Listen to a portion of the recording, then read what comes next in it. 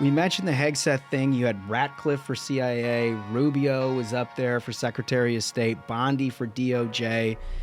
Chris Wright at Energy. Duffy at Transportation. Russ Vought for OMB. All of them had hearings. They're not laying a glove on any of these guys. Nope. What you didn't bank on entirely was just how broken the Democratic Party ultimately is. Oh, yeah. Here. Like, they are a rudderless ship. They have only capability of understanding what provokes their own, the progressive left. Yep. It became crystal clear, especially if you looked on social media. You saw on conservative, people who are live tweeting what was happening at the confirmation, that they were like, oh man, look, Pete just nailed the Tim Sheehy clip. I mean, that was just like an alley-oop dunk. And everything you saw with the Democrats was just an angry, unhinged senator screaming. I don't have to tell you Americans are ready for what's next. Moving beyond the hardships of inflation and economic anxiety towards building a future, a better future for our families. Ensuring greater access to more affordable energy that powers daily lives, reliable energy that fuels innovation and economic growth, and the abundant energy that keeps our nation safer and more secure. It's all within our grasp. We'll do this together, building a brighter future for us, powered by America's oil and natural gas resources.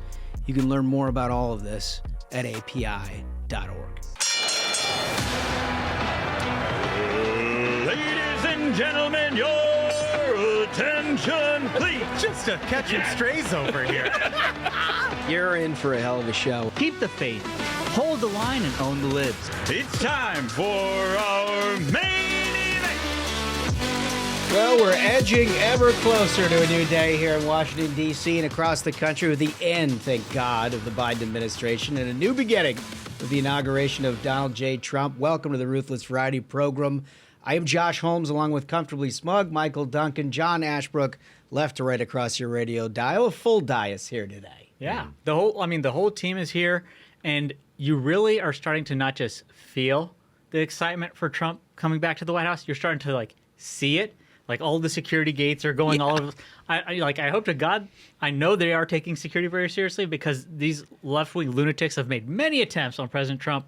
I have a feeling they're going to have the situation under control this time. They got a lot to work through if they want to do something, because, man, oh, man. The security situation is tight as a drum. Hard to go anywhere. Also, it's cold as shit. Yeah. It's way too cold to be trying nonsense. But that hasn't stopped the faithful. I don't know if you guys have noticed, but a lot of MAGA hats around this town showed up early because they want to make sure they're ready for all the parties and everything this weekend. They're in full celebration mode. Yeah, and, listener, viewer out there, you wonder why we're so excited about that.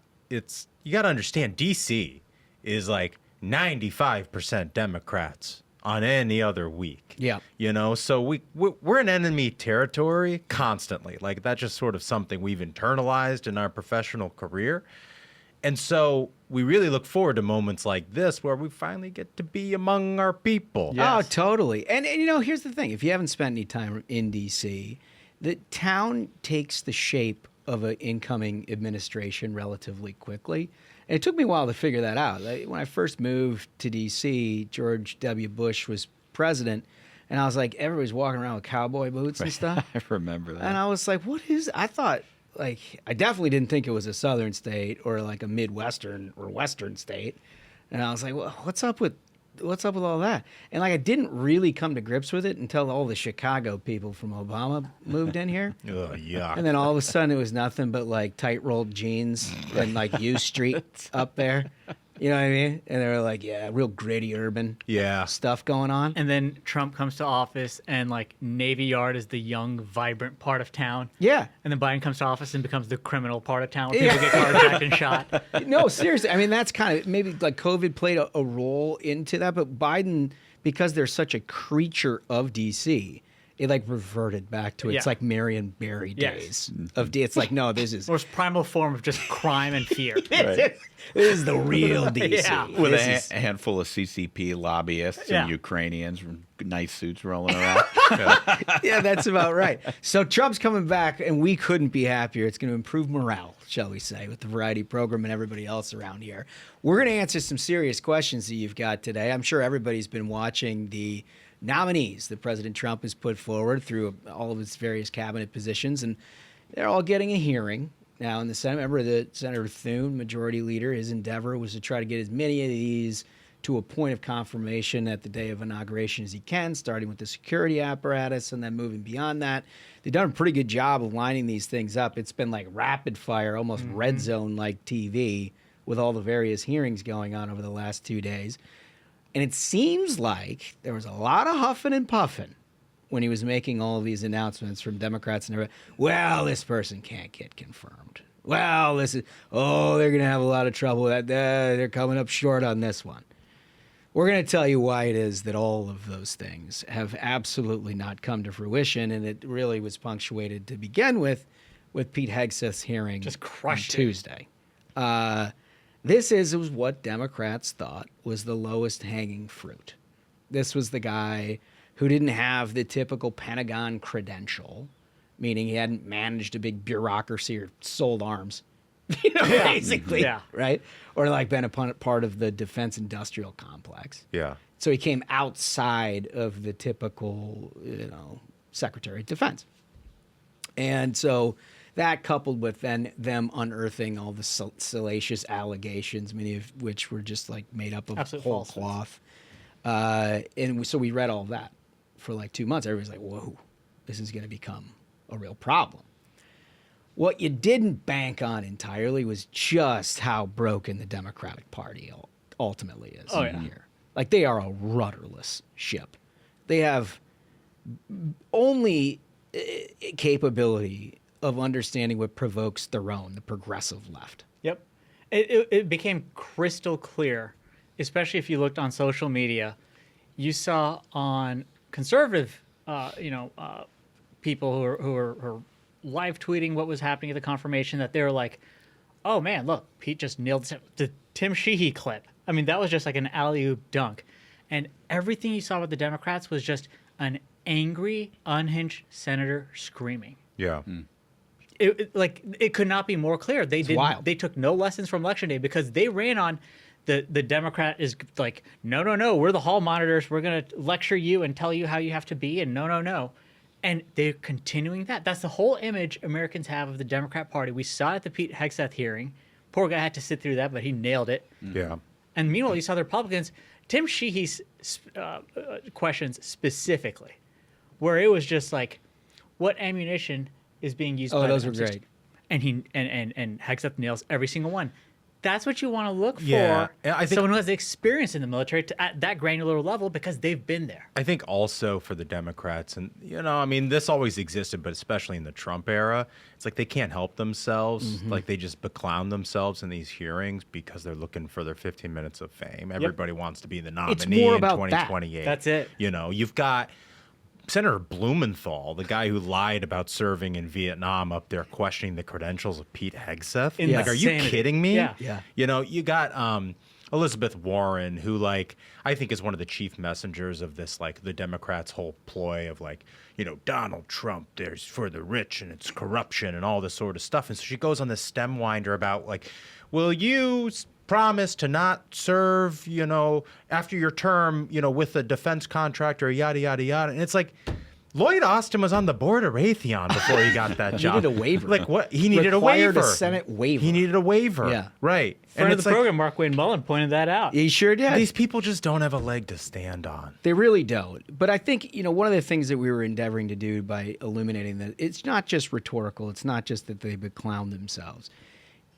When you really see a party off its moorings, for those of us who've done this for a living for a lot of years, it's the inability to understand what a strategy for victory would even look like. Yeah. And like Johnny and I spent, better part of a decade putting together strategies and plans to try to win these confirmation votes against, Obama nominees? Like, what would you need to do, whatever your majority or minority position was, to cleave off the Democrats that would ultimately threaten a nomination to the point where they wouldn't even maybe vote on it? And it was very obvious in watching the Hegseth hearing in particular, is that they couldn't come to a conclusion of what that might look like. They thought reading into the record allegations that have been proven false would embarrass him. I'm sure it wasn't the most delightful thing to hear. It did absolutely nothing to threaten his confirmation prospects. Right? Yeah, no, that's exactly right. And it's such an important point. You know, something that the run-up to the Pete Hegseth confirmation reminded me of was the run-up to J.D. Vance's debate performance with Tim Walz. If you look at all of the stories the Democrats put out there ahead of J.D.'s debate, it was, oh, crazy cat lady. Oh, this guy can't hold his own. And then, of course, J.D. shows up, and he surprises everybody. Like, and he's a normal guy. Very normal. Same thing with Pete Hegseth. They're saying, oh, he's so terrible because of this research story or this lie or whatever. And then he shows up and he answers every single one of their questions. And it reminds me of this old saying that to be underestimated is an incredible gift. Oh, nice. And I think that Democrats wholly underestimate all of these Trump nominees because they believe their own bullshit that is printed in the New York Times. No question about it. And they have this just sort of elite posture towards that. They're always smarter than all of us. They wouldn't have the kind of governing view that they do unless they have. But look, I mean, we mentioned the Hegseth thing. You had Ratcliffe for CIA. Rubio was up there for Secretary of State. Bondi for DOJ. Chris Wright at Energy. Duffy at Transportation. Russ Vought for OMB. All of them had hearings. They're not laying a glove on any of these guys. Nope. And the Hegseth one is instructive to me. Like, I don't know if everyone's going to get through or not, but I am much more confident in that today than I ever was at any point before the Hegseth hearings because of this lack of strategic vision. The one grind that a nominee from President Trump's administration has when facing a Republican Senate, and let's be honest, that's what it is. Democrats are going to vote no on everybody. It's not like it used to be where they actually felt like we should govern the country after an election. Like, they'll vote no matter what. But this is about 53 Republican senators, and there is a huge rift in a outlook on foreign policy between your conservative defense hawks and your more libertarian strain. And then you've got Trump, who's sort of like crafting, sort of in the middle of all of that, and depending on the issue, picks up a little more and a little less. Everybody thinks they know exactly what it is that he's doing, and they claim that he's doing their thing, but he does his own thing, as we know. But there are a lot of things. If you were to question, I don't know, military presence in the South Pacific, where we're at in the Middle East, soldiers in Korea. Start talking about what your defensive posture would be for Taiwan. What's the future of Ukraine? All of those things, I'm sure he had a great first and secondary answer towards, but it gets a lot more complicated for like 10, 15 members of that dais up there, and not to mention the entirety of the Republican conference once you get a level deeper, because all of them are engaged in this stuff and they know it. And there are things that they don't like about the Trump administration's posture, at least as it's been rhetorically put in front of them. History is your guide on this. The rhetoric sometimes doesn't match exactly what it is that the president is doing. But that being said, you could have gotten this guy into big trouble had you wedged that very significant difference of opinion and then tried to drive deeper. Because, look, unless you spend your entire lifetime doing this stuff, you're not going to have the answers that are perfect for everybody. I mean, even if you do, you're not going to have the answers. But that's the area where you would do it with Hegseth. You wouldn't talk about what happened in 2017 in a hotel room at the Republican Federation of Women annual event. Nobody gives a shit. Like, that's it. What they did is run a 1989 John Tower confirmation hearing in 2025. Yeah, they just can't help themselves. It's like crabs in a barrel. Like, each Democrat is clawing over the other Democrats to get attention for one specific thing. It's all this ancillary stuff, right? Like, there was no cohesive plan. You go Democrat to Democrat to Democrat across, the entire confirmation hearing, and it was all different things. It was this grab bag. Yeah. And they just couldn't land a glove on them. No cohesiveness. It's because they have one speed, and like you said, it's like from the 80s. This was like the Clarence Thomas smear, and then they run that smear back on Kavanaugh. They have one speed where they're like, well, we can't make any arguments on our side. Clearly, they don't know how to convince the American people given that election. All they know how to do is try to smear. That's it. Well, and in the 1980s, you could have Kennedy and Dodd at the restaurant on top of the tables with the waitresses, and then they'd walk in and say, you're a philanderer and like your nomination to be in trouble. Turns out we have access to a little more information these days in 2025. We've been desensitized a bit. And so these kind of things just don't work. I'm just shocked that if you have 3 months to basically prepare for a moment where you have to, there's a mandate from a Democratic side to try to take a scalp here. Yeah. Given the names that were floated and their antithesis to the beliefs of your base. Yeah. There's a mandate. And if they couldn't figure out the basics of how to prosecute a case against Pete, and Pete did a wonderful job. He nailed it. This is not just saying they screwed up. Like he crushed everything that he needed to crush and made it. It kept coming back to the fixture of the fighting men and women. Yep. And you could clearly tell that was his home base. Delivered that message clearly to the point where even CNN has to have an article that says why Pete Hegseth is a perfect fit to be Trump's Pentagon chief. Oh, I mean, he didn't just convince enough Republicans. He's convincing CNN that he's the right person. Like, for the job. That's nailing it. that's just, it's like from the left, that's not just a strikeout. That's 3 fastballs down the middle and you got caught looking at all 3. That's exactly right, dude. And it exposes Democrats as morons. Like Kamala Harris maybe isn't the only complete idiot on their side.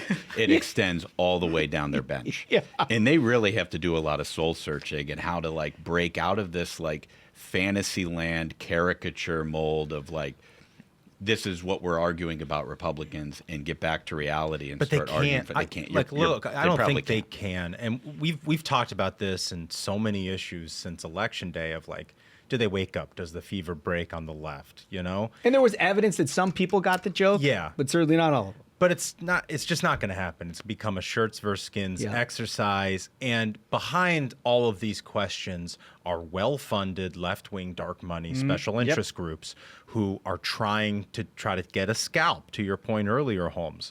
I'm thinking about like the, what is it, Code Pink or whatever the fuck what's it called? Oh, yeah. Code Pink, funded by China. Yeah, and all these other interest groups who are interested in specific nominees and taking them down. It's like, those are their ultimate paymasters. Which, by the way, I was told, and this has been reported nowhere, I was in a green room with an Army Ranger last night who was at the whole hearing in support of Pete. Pete's a good friend of his. And he was saying that there's a row of reserved seats in front that the members can reserve like a couple of seats or whatever.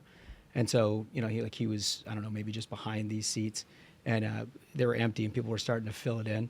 And all of a sudden, a Code Pinker dressed in a white linen suit, this dude comes in and sits down in the reserved seats, meaning like one of the members of the Democratic Senate conference was reserving that seat for this asshole. White linen suit in January. Exactly. It's 20 degrees. You're clearly not local. You've been bussed in here or flown in here. And like the moment Pete started talking, got up and started making a ruckus and was promptly hauled out. Like that's what somebody in that one of those Senate Democratic offices were like, make sure that guy's got a seat up front. Yeah. And it gives you a good indication this is not a serious party right now. Not serious. Yeah. And like they're going to get their asses kicked by Donald J. Trump. Yes, they are. Like they are really going to get their ass. They don't have any idea if they can't put up. If their whole idea is that like, oh, I don't know, we'll wait a couple months and we'll find another phone call and we'll try to impeach him again. Like shit's not going to work this time. Republicans are not of the view that many Republicans were in 2017 that this is some kind of like a, off its moorings type administration. It's not. It's been elected popularly. I would love to know what Senate Democrat reserved that seat for a Code Pink Would love to know. Because, I'm old enough to remember January 6th, and it would, for me, that would be aiding and abetting the obstruction of official proceeding of the United States Senate, which I'm told is a problem. Well, they said that. Yeah. They have said that. But it doesn't appear like maybe it is for, it wasn't during Kavanaugh. They have their own rules. They have their own. It's like they have their own rules. Huh, that's weird. They might be able to see some of our own rules here in the next few days, in the upcoming days. We've got a bunch of highlights from these hearings to get you caught up. We're going to get to right after this. As President Trump begins his new administration, one of the top Democrats in Congress aiming to undermine the Trump agenda is Chicago's Senator Dick Durbin. And now Senator Durbin has a new scheme. A government takeover of your credit card. Today, Americans have thousands of choices in credit cards, all with equal, strong security. But Senator Durbin's plan will result in less competition and less security. And that means more risk for your credit and your identity. Tell Republican senators stop Dick Durbin's government takeover of your credit card before it's too late. Learn more at www.electronicpaymentscoalition.org. All right, so we started with Pete. Let's start with Pete. Listen, there was a lot of moments in there. Too many to play on a variety program like this, but a couple of them that we selected I think were nice little gemstones for us to pull out and for all of you. Let's go to clip 1, please, Spaghettis. There's been no accountability for the disaster of the withdrawal in Afghanistan, and that's precisely why we're here today. Is that leadership has been unwilling to take accountability. It's the time to restore that to our most senior ranks. Yeah, there it is. We've been saying it for years. We've had an entire class of members of Congress come in here as candidates to say, I'll tell you the reason I'm running. And they were elected. And the reason they were running is just articulated by Pete Hegseth. When's the accountability on any of this stuff? Yeah. It's like Duncan pointed out in our last episode that disastrous, horrific Afghanistan withdrawal was where Biden's poll numbers sank and never recovered. Mm-hmm. And they have not learned from that. And the voters have told the country, the Democrats, now twice, that was unacceptable. And Pete's just bringing it right back to light. How has this not gotten into their skulls? It's unbelievable. They just think time and a compliant media cures all ills. Yeah. Every mistake that they make, if they wait long enough, nobody's going to report on it and people will forget. Nobody's going to forget any of this. Certainly not Pete Hegseth, which he's articulated there. Let's go to one more of these in clip 2, please, Spaghetti. In other words, you're quite sure that every general who serves should not go directly into the defense industry for 10 years.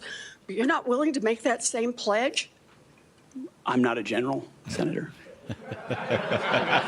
You'll be the one, let us just be clear, in charge of the generals. Expert in the military. Glad she's there. Speechless. They were like, yeah, boss, you're going to land that dunk and then it's going to stop everything. Yeah. She's so bad. She's so bad on all of this stuff. It's just like the whole dais on that Armed Services Committee on the Democratic side, they are not sending their best. No, they're not. I mean, they don't have a lot of great ones left anyway. Like, there's no Ted Kennedys roaming around that side of the die. But, like, it'd be nice if they had somebody of, like, alderman status. I think, Elizabeth Warren hasn't had a good hit since she sent out that one amazing tweet where she was like, Donald Trump, how dare you slut shame Kirsten Gillibrand? And I wonder if Gillibrand has ever let that go, because I wouldn't let that go. And they're sitting right there. She's like, I'm sorry, what? What were you doing? I mean, also, like, for Pete to not have, because I'm a scumbag, I'd have been like, hold on, Senator Warren. Do you remember when you called Senator Gillibrand a slut? Do you remember this? I have the tweet right here, and I'm going to read it for the official record. She's had so many bangers. You remember when she, like as a precursor to running for president, she was like, the results are in. Like, I'm 164th. Native American. She is, like, fact-checked, The full Pocahontas. Or the one that Smug always talks about, which is when she was doing the Instagram live and she was cooking in her kitchen, and like her husband shows up. She's like, "I'm gonna grab a beer. Thanks for being here, honey." Yeah. Right. Trump went like, in on her. He was like, "Where's he supposed to be? Of course he's gonna be It's his house." Thanks for. I'm gonna enjoy this cold beer. All she does, I always do. All she does is embarrass herself. She never should have left academia. Never. It's a crime that she's in the Senate. Well, here's another genius. Let me just say, the next time that Mazie Hirono says something insightful, it will be the first time, because it has not happened yet. Let's see clip number 3, please. By people who worked with you at Fox News. Do you know that being drunk at work is prohibited for service members under the UCMJ? Senator, those are multiple false anonymous reports peddled by NBC News that run directly contradictory to the dozens of men and women at Fox News Channel who I work with who came on the record and said in your opening statement, Mr. Hegseth, you commit to holding leaders accountable at all levels. That includes you, of course. And, Is that a question? Frankly, as Secretary, you will be on the job 24/7. There you go. Got to read that. There's a sharp talker. I mean, He'll be on the. Oh my God. What I'm looking for is someone who will fail an 8th audit. Will you fail the 8th audit, just like Lloyd Austin failed the 7th? I don't say this a lot. I don't do a lot of ad hominems. She's the dumbest member of Congress. Yeah. Yeah. And I don't think listen, it's that's not particularly an easy close. title. It's That's not an easy title. It's not.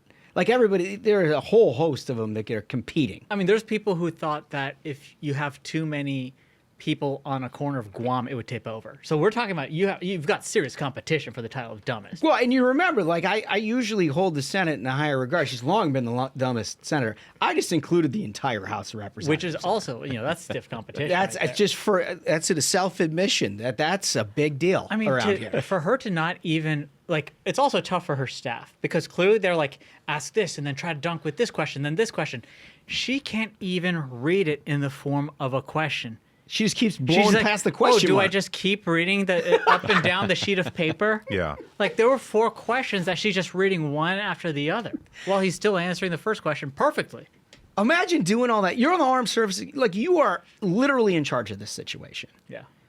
And your goal is to make a cogent argument. You can't do it without somebody typing up a talking point that says you're on the job 24 hours a day. Yeah.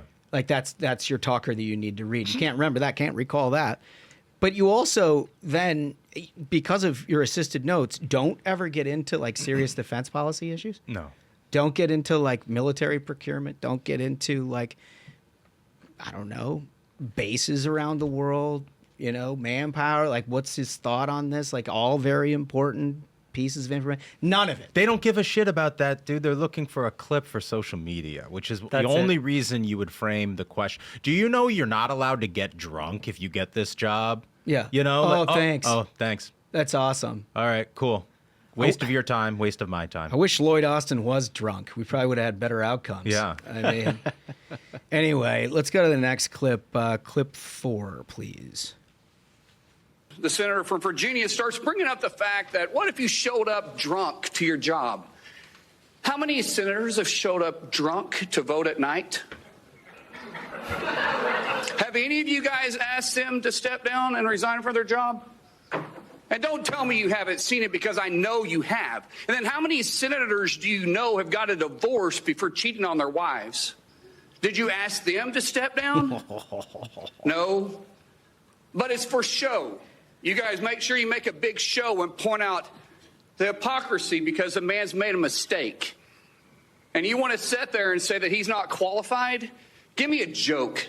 I mean, it is so ridiculous that you guys hold yourself as this higher standard and you forget you got a big plank in your eye. We've all made mistakes. I've made mistakes. And Jennifer, thank you for loving him through that mistake. Because the only reason why I'm here and not in prison is because my wife loved me too.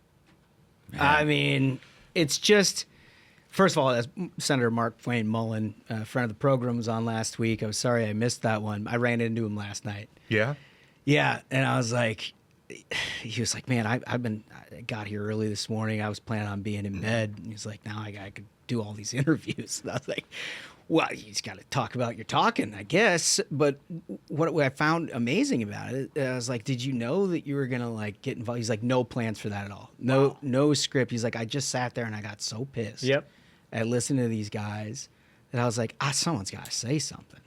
And so that was all totally extemporaneous. So you could tell. But Also, I mean, for our listeners, number one, subscribe on YouTube so you could see it. But if you see that video, when he says that, like, also, how many of you senators have showed up here drunk? And then it goes to a split screen with Tim Kaine. Yeah, they're like, Tim Kaine. And he looks drunk there. His hair's like come back and he's like tipping over in his seat. Tim Kaine's got to look at the camera and be like, get that shit off me, man. Don't talk about cheating on my wife. Oh, my God. Like, why am I getting roped into this? But it's not confined to Hegseth. Like we talked about, this was a seminal moment in my view of the confirmation process and why I like the chances of most nominees. But it extended into the next day. Yesterday, we saw Pam Bondi just absolutely wreck anybody coming at her. Here's a clip of Sheldon Whitehouse, the worst. Clip 5. You have said that Department of Justice prosecutors will be prosecuted in the Trump administration. What Department of Justice prosecutors will be prosecuted and why? I said that on TV. I said prosecutors will be prosecuted, to finish the quote, if bad. Investigators will be investigated. You know, we all take an oath, Senator, to uphold the law. None of us are above the law. Let me give you a really good example of a bad lawyer within the Justice Department, a guy named Klein Smith, who altered a FISA warrant, one of the most important things we can do in this country. So will everyone be held to an equal,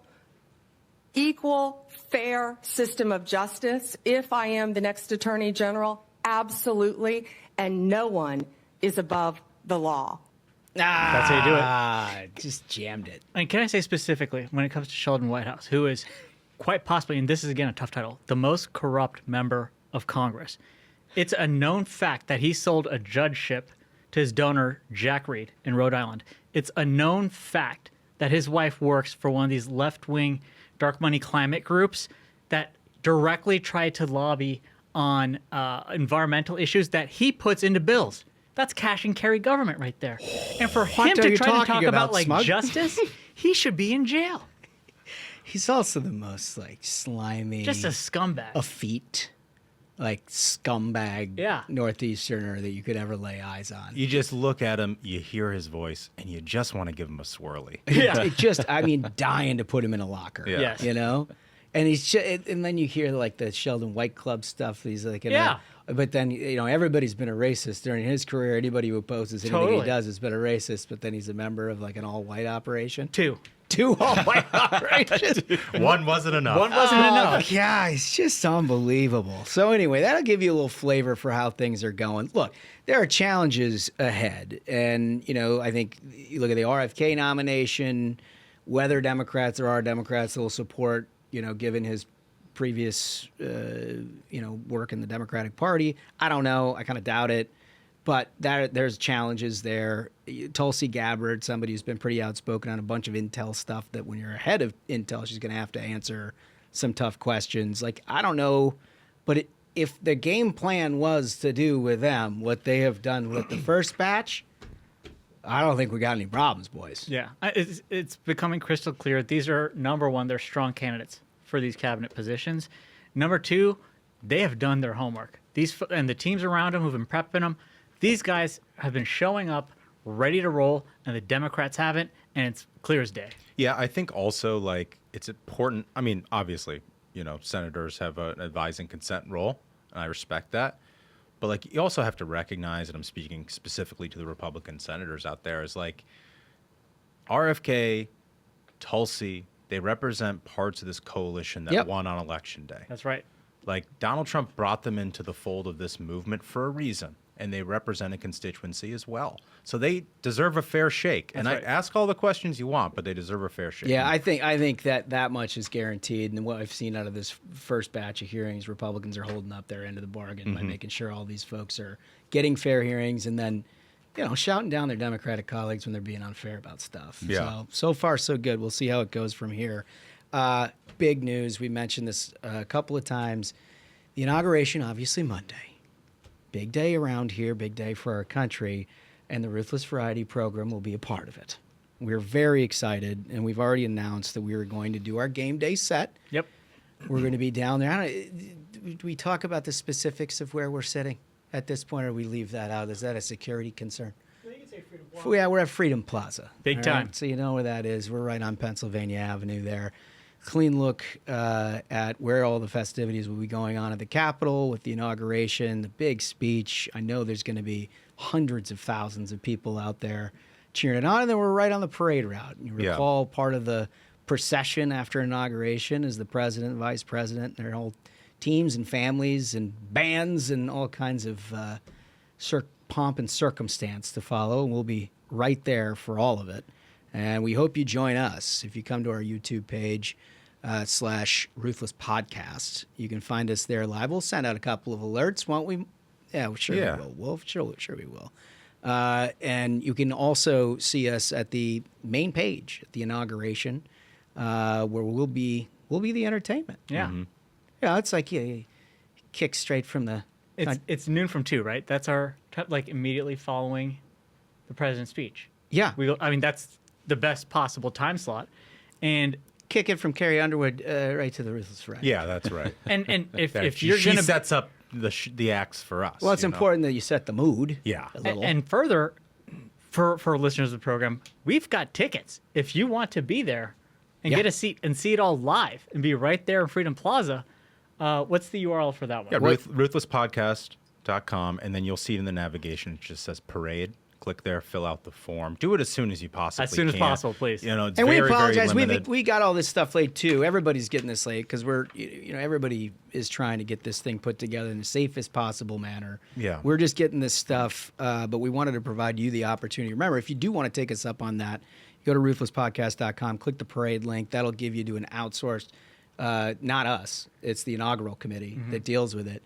And if you're going to come, plan ahead. It ain't easy to get around in this town. And it's going to be cold. And if you think you're just driving into D.C. and parking curbside, you're crazy. Yeah. It's not going to work. It's not going to happen. But, you can always just watch on YouTube. Yeah. YouTube.com/Ruthless Podcast. It's basically, for those who don't know where Freedom Plaza is, if this was like a football game, you're at the 50-yard line. Our YouTube stream is going to be the 50-yard line. The entire parade is going to be coming towards us from the Capitol. The Capitol's in the background. A lot of pomp, a lot of circumstance, the pageantry. I can't wait. Yeah, it's going to be fantastic. It's a tremendous honor. Big thanks to the inaugural committee, Trump administration, all of them for thinking about us to be a part of this, because we are certainly overjoyed at the opportunity. Brings us to our question of the day, fellas. What's your plan for Inauguration Day? I know that it includes tuning into the Ruthless Variety program. Yeah. But what else you got going on? Yeah. I want to make sure you're drinking some beers or something. Like it's a celebration. Mm-hmm. The hard work starts Tuesday morning for everybody. You got to let out a little steam. It's not like putting a bow on everything that 2024 was for electoral success and everything else. All the hard work that all of you have done, talking to friends and neighbors and getting out there, making sure everybody votes.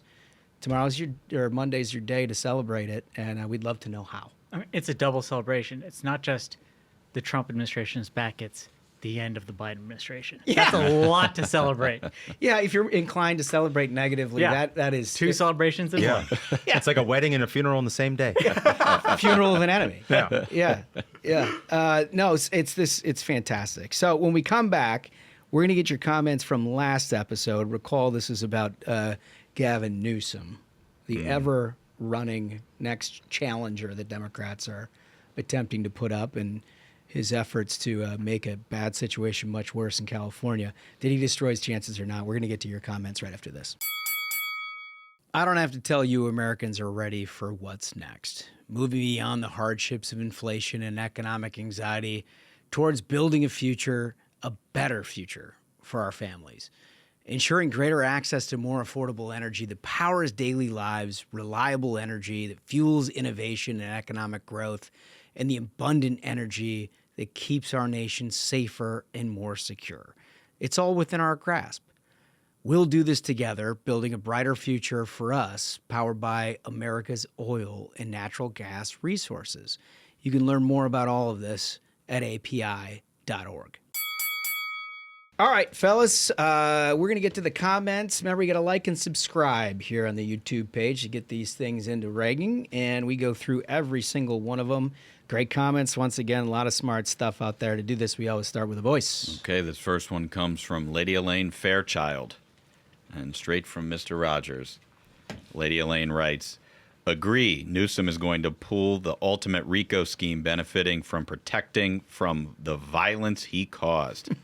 He's going to recreate himself as the rebuild savior, cutting all the rags he put in place in the first place, villainizing anyone who makes any common sense objections, and acting like he's the reason L.A. rises from the ashes, and hope with enough media spin in 4 years, people forget he caused the fires in the first place. It's tough stuff from Lady Elaine Fairchild. I love the little flourish. Yeah. Yeah. He's so good at it. Yeah. All right, Dex, what do we got? This one's from Plausible Deniability. Looking forward to this one. Question of the day answer. Newsom will be completely unfazed for 2028. It is so far away that no one will remember. If his performance were going to be a factor, his nosedive of California would have eliminated him years ago. Great point. Not to mention, the other options for the Dems will also boost him. I call it the Biden effect. It's really good. Again, typically very smart stuff. Yeah, incredibly sharp listeners. All right, Smuggle, what do we got? This comment comes from Christine Clausen, and Christine writes, if Newsom gets the Dem nomination for president in 2028, J.D. Vance, the presumptive Republican candidate, will make mincemeat out of him even before the first presidential debate, pointing out Newsom's total ineptitude as the governor of California. And that's the thing is, like we discussed earlier, man, did they underestimate J.D. If he is a nominee and Newsom is the Democrat nominee, that's going to be just absolute destruction. I could not enjoy that more. It'd be crazy. But also at the same time, I think Trump is well within his rights to run again. Oh, 100%. A third Trump term is exactly what we need in this country. You're ringing his bells. But the other thing is, I don't think Republicans will underestimate Gavin Newsom. He is an accomplished liar. Yep. And I think we'll be ready to prosecute the case that he has done nothing to prevent fires in California. In fact, Smokey the Bear, who's a cartoon, has done a lot more in this country to prevent fires than Gavin Newsom ever could in his entire career. A nice Smokey name check. That's good. Well, we all remember Smokey the Bear. Yeah, Yogi and Boo Boo and the rest. Appreciate all of that. When we come back here, there's absolutely huge news out of Israel. We've been covering this since day one, October 7. And, some good news. Also want to just put some context to a lot of it, but we're going to get to all of that right after we hear from our terrific sponsor, one that this program holds very near and dear to our hearts, ZBiotics. That's right. ZBiotics, look, let me just break. There's a bunch of stuff that they want you to say. We don't need a script for this. I don't need a script. Because it's the truth. It's just 3 quarters of the truth on this one. Yeah. This stuff, you get a lot of things out there like, oh, you take this, your hangover's gone. Or, false advertising, basically. And I thought, when I first heard about ZBiotics, I was like, okay, here's another one of these deals. They gave us an opportunity to try some at the convention. I'm sure it'll violate every rule they have when I say it's magic, so I'm not going to say that, but know that my internal thought process is close to magic. Yeah, I don't care if it breaks a rule. I think it goes beyond science. Like, yes, PhDs developed it, but it 100% is some sort of magic. Touched by the hand of God. We have really put it through the tests. Yeah, we've stress tested this thing. And it always works every time. Like, you just have, it's a tiny little bottle, tasteless, and you just have one of them right before you go out, you start drinking, and it breaks down all the toxic byproducts. All the toxic byproducts that the alcohol has in your gut, because it's not about like, if I drink a Pedialyte before I go to sleep, I'm good to go the next day. If I have 3 glasses of water before I go to sleep, I'm good to go the next day. No, the only thing that actually works is ZBiotics, and you better believe I'm going to have like 4 of those in my pocket when I'm going to these inauguration events. Well, yeah, right. Like, you don't have to take it from us. When you watch our live stream from Freedom Plaza for the inauguration, and we're bright-eyed and bushy-tailed after a whole night the night before partying, it's because of ZBiotics. Work. And that's why we always say there is no tomorrow without ZBiotics today. That's right. Exactly right. You got to just remember to make ZBiotics your first drink of the night. Drink responsibly. You'll feel the best tomorrow if you do. So you go to zbiotics.com/ruthless to learn more and get 15% off your first order when you use Ruthless at the checkout. ZBiotics is backed with a 100% money-back guarantee. So if you're unsatisfied for any reason, they'll refund your money, no questions asked. You won't be unsatisfied. Let me just tell you, you're not going to be. Remember to head to zbiotics.com/ruthless and use the code ruthless at the checkout for 15% off. Thank you very, very much. Okay, this Israel situation we got to get to. So, look, it's been 15 months since a horrible terrorist attacks, October 7, in Israel, Hamas, terrorist organization, worst people on the planet, carried out unspeakable acts. In doing so, they also killed a bunch of people and took a ton of hostages. And what we saw out of the Biden administration were an administration that initially sort of got it and were like, look, we stand with our ally Israel. These are terrorist attacks. And then quickly found out that their base constituency of progressive leftists wanted Hamas to be Israel. Unbelievable. Yeah. But the actions spoke to what they did next, which is basically spend a hell of a lot more time trying to figure out how to provide aid and comfort to the enemy in building a pier that's not a pier that sinks, or dropping off food and supplies that immediately just go right to Hamas, stolen from Palestinian people. That Hamas then steals to buy more arms. Mm-hmm. Yeah, to buy more arms and do all this, and like that was their priority, and they kept doing that. Meanwhile, the hostages just sat there, right? And American hostages as well, by the way. Which, yeah. I mean, unbelievable the Biden administration leaves them behind. So Trump, shortly after he's elected, said they better all be back here by the time I take office, or they'll be held to pay. Yeah. And he meant it. Well, very quickly, everybody starts getting around to negotiating. And as I said on Fox last night, my one big lament is that there's anybody left in Hamas to negotiate with. That's the real first failure of leadership, in my view, is the fact that there is still anybody drawing breath over there. Because that was a real opportunity to get rid of a whole lot of bad people. But we are where we are. It's good that people are coming home. They announced yesterday that a deal had been made, a 3-step process to begin returning people back to Israel. It's been widely celebrated, which it always should be when innocent people go back to their homes. But the circumstances, I don't think, are worth glossing over.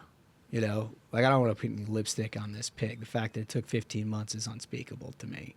I grew up in an era in America where if there was one hair harmed on an American's head, you knew you had a serious military problem coming your way. And there was no negotiation with terrorists.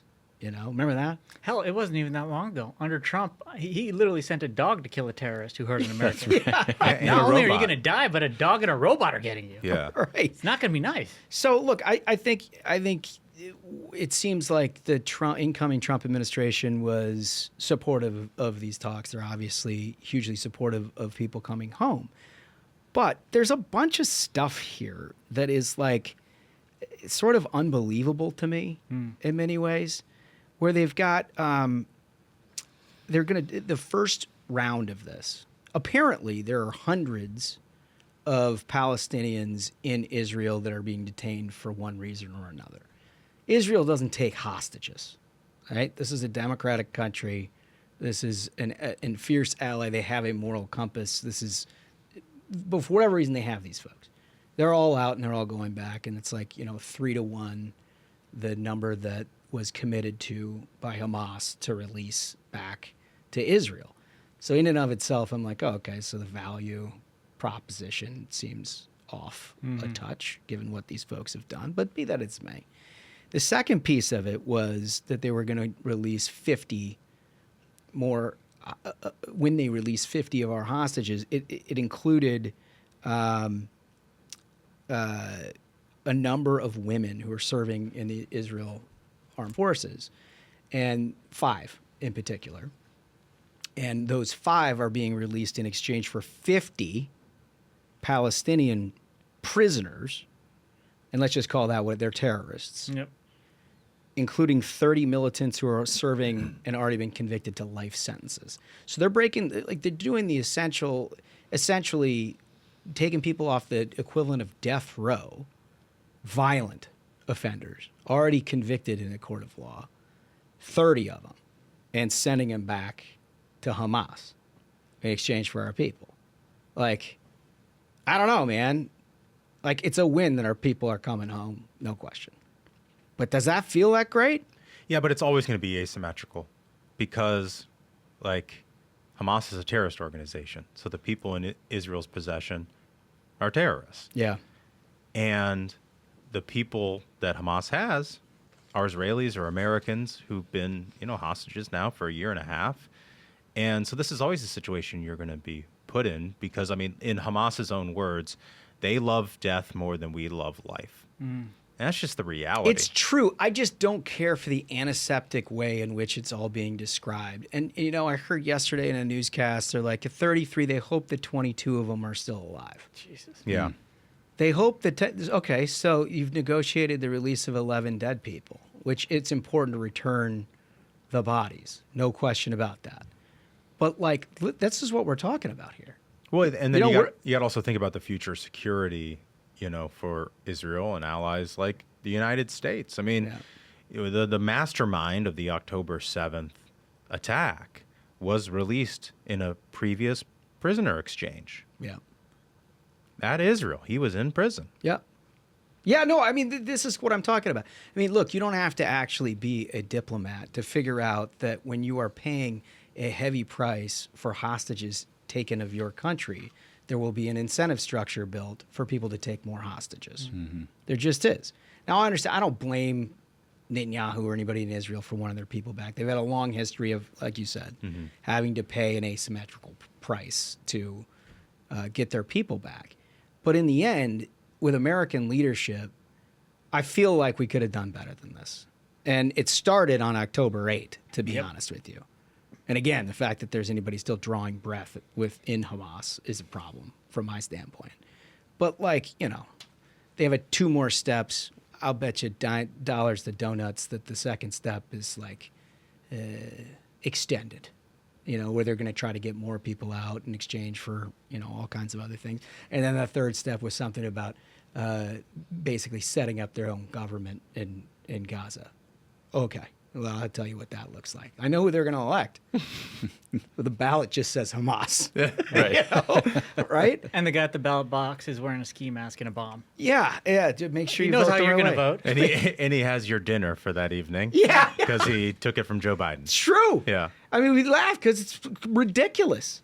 But anyway, they're all acting as though, again, Monday cannot come soon enough. That's the thing. It cannot come soon enough. Hopefully this resets the dial a little bit. And it's the end of people getting killed for a while. That's our hope. But then just this overarching strategy that we've heard from Hegseth this week and what Trump has talked about needs something to sort of like calm the waves and know that there are real consequences in this world again. You can't just run over us. Mm-hmm.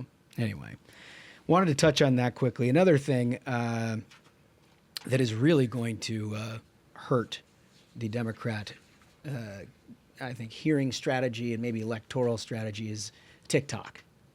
TikTok's going away. We've talked a lot about this. Our views on it. It's good riddance to this outfit.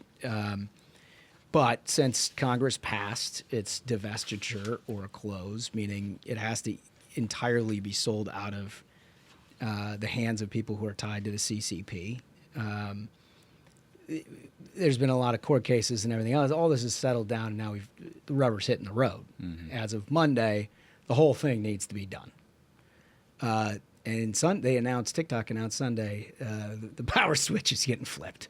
And that's the thing. It's very telling to me because the bill states divestiture. It's not a ban on TikTok. It's that it can no longer be owned by the Chinese Communist Party to spy on Americans. And that makes it impossible to do business. Yeah. they're like, what's the stated purpose of the app?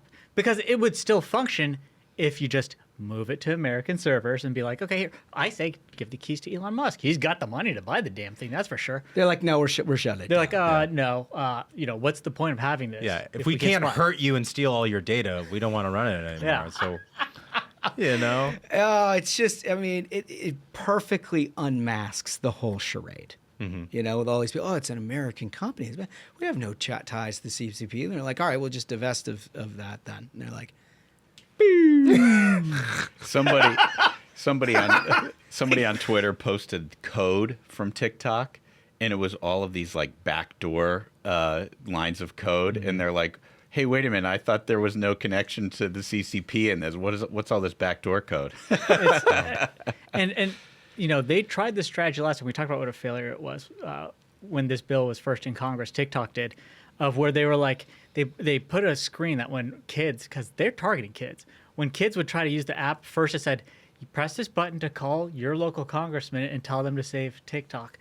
So if you see an outrage following them shutting down when they could just sell their operations and make a ton of money, that'd be good for them anyways. And you see outrage from kids, it's because this app was designed. It's working to control the kids. It's working exactly the way that they intended it to. And now that it's going down Sunday, thank God. But there is a wrinkle into all of this that I think you made mention of a week or two ago. Your boy Mike Solana picked up on it this morning. Yep. So there's an alternative. In case you haven't had enough of the CCP-controlled social media apps, they're building another one for you. So they have one already set to go. I think it's called it's meant to say Little Red Book after Red Book. Mao's Little Red Book of Communism, just straight up like communism. So they're like, why don't we just name the app Communism? Real mask off moment. You know? And like all these Americans are signing up and using this. It's crazy. Now, you saw Taylor Lorenz pushing this app of being like, hey, kids, sign up for this. Jeez. Are we sure that she's not some kind of a spy? Well, I mean, it would not surprise me. Because you can't be that morally bankrupt on purpose, I right? think she could be. I For the think- right price, I think. I don't think she is. I think she's just an ultimate edgelord now. Just like with the edgelord, like Luigi, who shot that healthcare CEO, and she has she to pops take up and says, "Good." Yeah, I think he's onto it. I think she just likes attention. I think she's addicted to attention. And also, like, she's like 50, so she's not really relatable to the influencers. So she's got to try to act like she's some edgy, 18-year-old. Yeah, Be like, angsty. hey, kids, how you doing? So, listen, Solana had a good, this was on Pirate Wires, he had a good takeaway to all this. It basically said, why stop there? If you're going to get on the Little Red Book, because you can't have TikTok, why stop there? Just migrate to China, and then let's run an experiment. Try protesting your new government. Let's see what happens. Yeah, That's a good Great idea. Yeah, I mean, listen, this guy, he captured it, but it's true. And this is, look, I've gotten to a point with Trump, and I trust Trump and Trump's foreign policy because it worked, because I saw worked. it. It's not about just trusting a politician, which I rarely do. Like, I watched it over 4 years. Mm-hmm. I'm not in one of those spaces where you're like, all right, entirely split. We're going to have parallel economies. Like, let's not even talk to them. Let's go Cold War with China. Like, I don't think that shit works. And I don't think it's actually possible in today's world. Like, I think that there are very significant American interests in China and vice versa. And if you can figure out how to talk together and make sure the economy works for both, that's kind of an ideal way of handling it. So I'm not like, oh, go get the Reds. That's not my point of view. But like stuff like this, it's so obvious. The fact that it took 4 or 5 years for everybody to be like, hey, did you know your kids are using a Chinese spy app? And everybody's like, yeah, but they like it. Remember they said that, literally. They literally said that. Yeah, but they like it. Like, get rid of this shit. Like, we can deal with Trump can deal with the big stuff. It's not to be feared. He can deal with it. But this stuff, no brainer. Yeah. 100%. All right, let's play a game. Let's play a game. Yeah, Let's it's play a Thursday. game. It's Thursday, and I feel like our listeners and viewers deserve King of the Hill. It's been so long, It has been so long. and I'm the reigning champion, which makes it all the more important to play. I'd like a dethroning. I feel like you've been there too long. I mean, you're the bailiff today, and I would humbly request that you know what? remain impartial. I retract. I'll retract. I'm going to run a tight court, so I will retract. Yeah. Let's go ringside. Ladies and gentlemen, your attention, please. It's time for King of the Hill. In the blue corner, fighting out of Nancy Pelosi's kitchen pantry, Adam Kinzinger.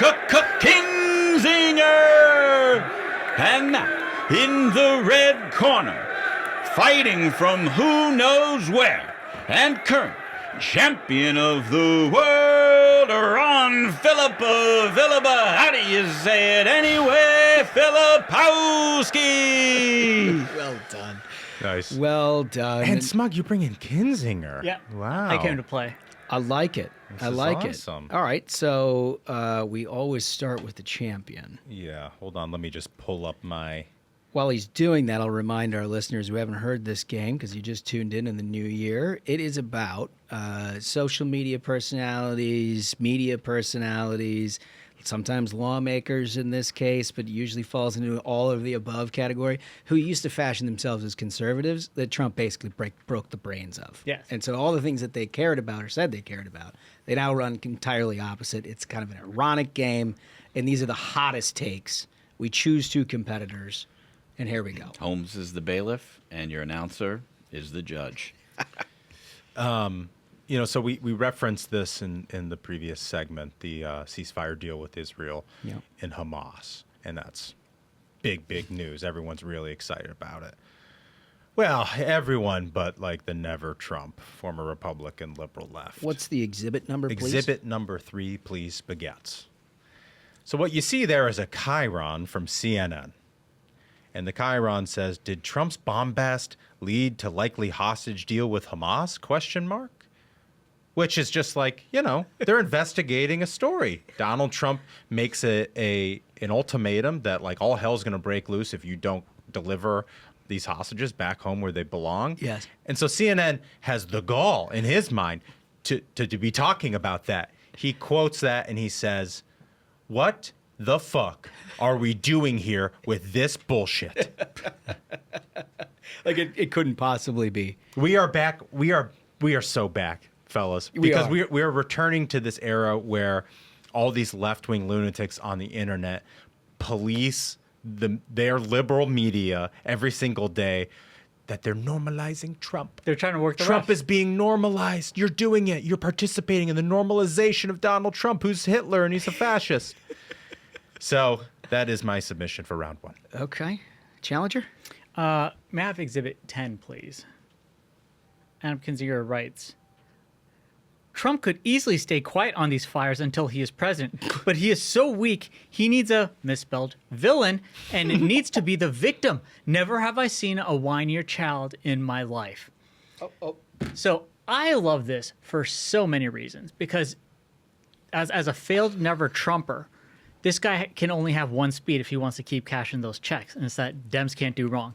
We've got a Democrat mayor, we've got a Democrat governor, and a Democrat president, and that's led to absolute disaster in California. And he's like, you know what? It's Trump. This is because Trump is saying these things. I can't even spell villain correctly, but it's Trump's fault too. Okay, Judge? For this first round, I was really taken by Filipowski's, as a former Republican, almost Republican, something like that. He is trying to He's a Republican lawyer. He's trying to say that CNN is too right-wing. And that always just goes right to my heart. But the idea that Adam Kinzinger is like, Trump could have stayed quiet on the fires. The biggest natural disaster in Southern California history. Incoming president supposed to stay mum. Outrageous. It's like the biggest disaster since probably Hurricane Katrina in this country. Totally. Right. So for that reason, round 1 goes to Kinzinger. All right. 1-0 Kinzinger, and we lead off the second round. I think I'm going to try to close it out here. Ooh. Exhibit 11, please. Kinzinger writes, Trump isn't even president, and he's already driving Europe and Latin America into the warm embrace of China. What? Mind you, this is right after we saw a picture of Hunter Biden and Joe Biden with Xi Jinping, and we've seen over the past years and lived through Biden essentially selling America to China, importing all their solar panels, their batteries. And Kinzinger's take on all this is like, well, when Trump says he wants to expand America and take Greenland, that's just pushing them into China. Like, the math doesn't math. How do you come to this conclusion that somehow Trump, who is the largest hawk on China that we've probably ever had in the White House, is the problem here? That no, he's going to actually push them into the arms of China. And also the Panama Canal should belong to America. Yeah. All right. What do we got, Hunks? Spaghetti, let's go to exhibit number 4, please.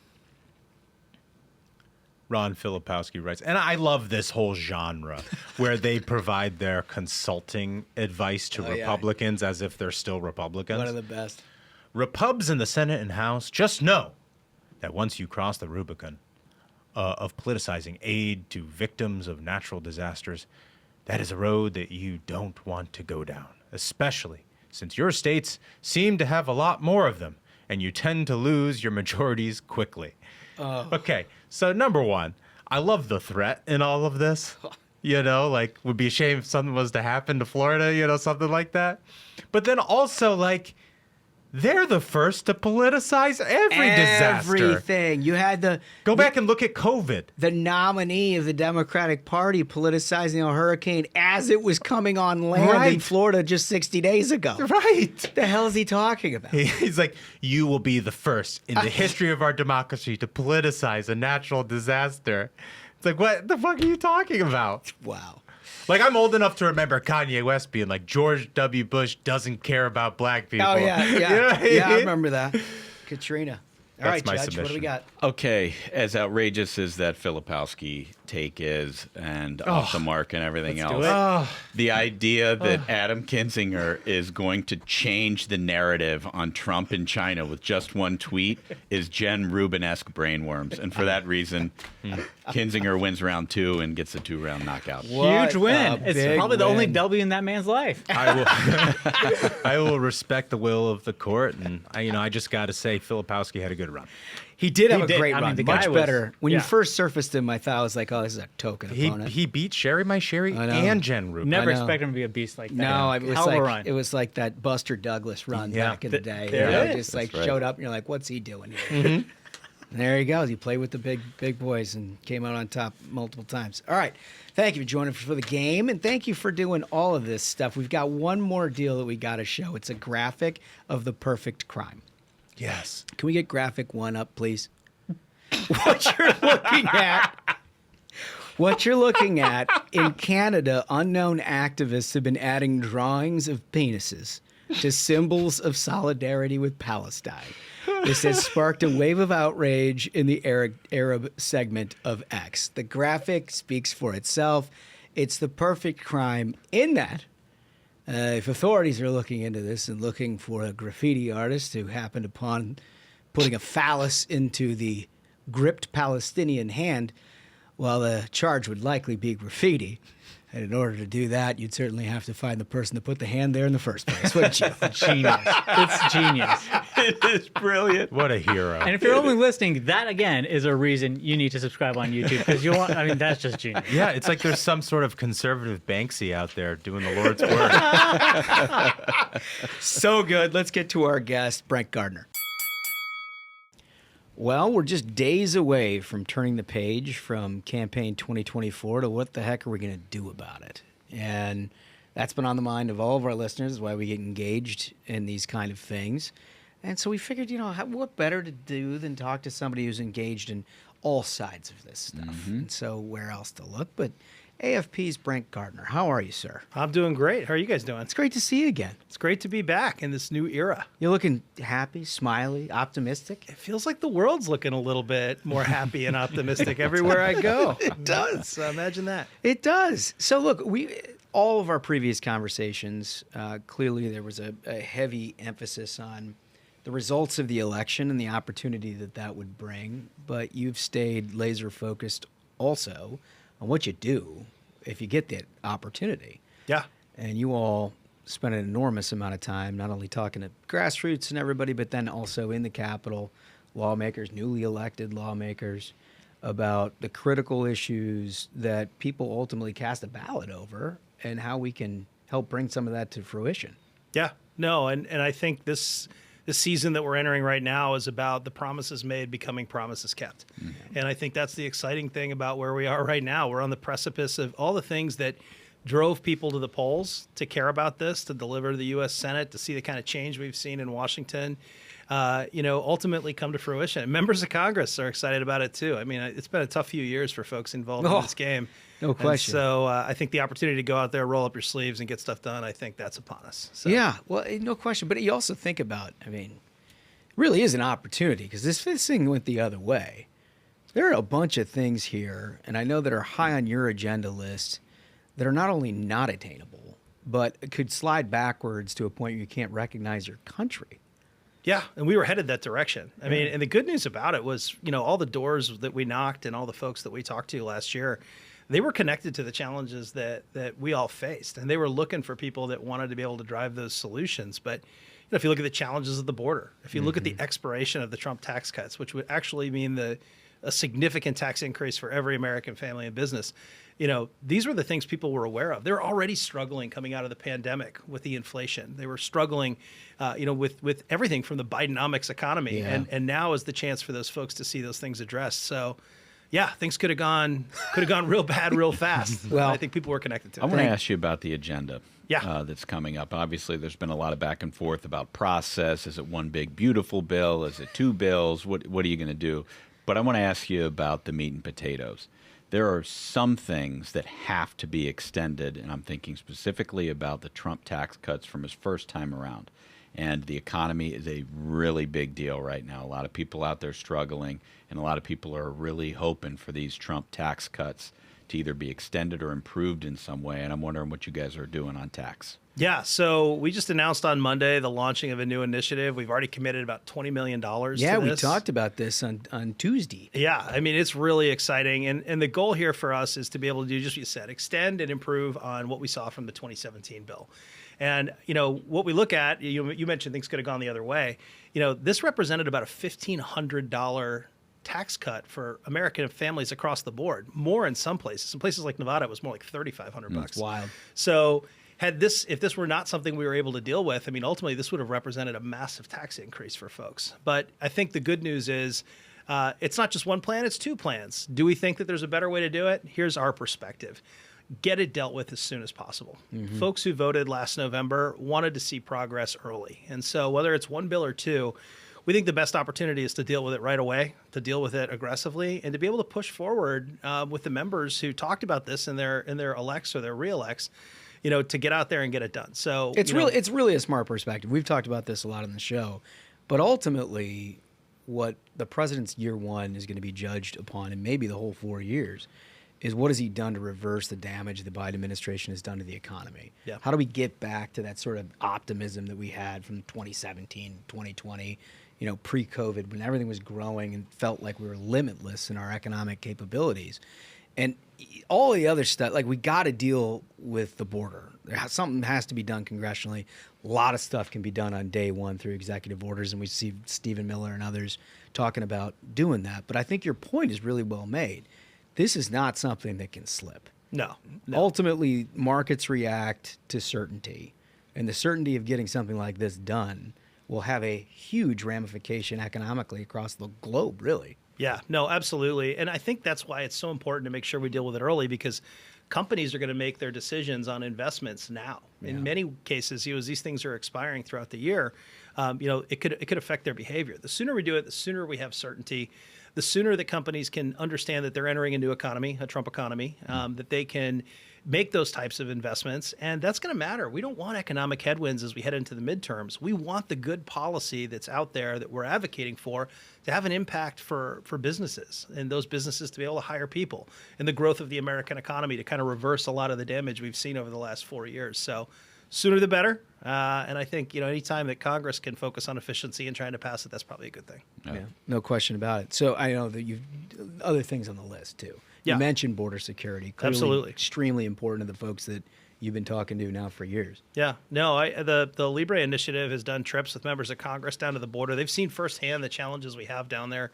We absolutely have to secure the border. We have to fix our broken immigration system. And it sounds like what the American people talked about is making this a top-tier issue during the election is something that both the president and Congress are focused on addressing early on. But, I think from our perspective, we want to see that early work. We have to stop the flow. And then we have to do what's necessary to make sure ultimately that we have a system that allows the best and brightest to come, but that ultimately gives us an opportunity to have that kind of determination as a country. Yeah, and some sovereignty on the southern border wouldn't be a bad thing. Wouldn't be a bad thing. It'd be good. It'd be good. Yeah. So what I'm curious of is, like, outside of Washington, when you're talking to people about this agenda and everything, how are you translating the success of Trump's first tax cut back from 2017, to make people understand why it's so important that we go ahead and we renew this and extend it? Yeah, we talk about the numbers. We give people an opportunity to look back and see kind of what was the impact. I mentioned it was about $1,500 across the board for all families. Those $1,500, they're a lot more important today than they were even back then, because, the money doesn't go as far. And so I think from that perspective, people recognized the importance of it back then, But the opportunity to see a chance where it wouldn't ultimately happen, we wouldn't see him renewed this year, that's a real challenge. And the good news is, here's the best part that we found, is we've talked to folks across the country, they're connected to it. They're active on it. That's why it's not it's encouraging. It's because of organizations like yours. It's encouraging because, look, there's a media filter here. Yeah. It's so bad, I think, post 2024, everybody's sort of like, they got the joke. Right. Clearly, the election was an example of that with the full campaign they were running.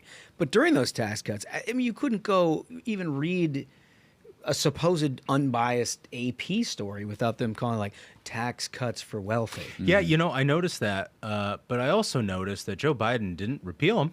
Yeah. Well, it turns out it didn't hit the wealthy at all. Yeah. Weird how that works. But you never heard the media go to anybody in the Biden administration and be like, hey, about those tax cuts you say is a huge, windfall for billionaires. Why don't you go ahead and repeal that if that's the case? Yeah, right. And they didn't touch it. But I think it's because of Brent's point. I mean, the good work that you all are doing and that others are doing, people understand it. It's not like you can just read it in the New York Times and be like, yeah, no, it's for somebody else. Like you actually see your bank statement. Yeah, no, for sure. And look, I think that's true through an even bigger through line than that.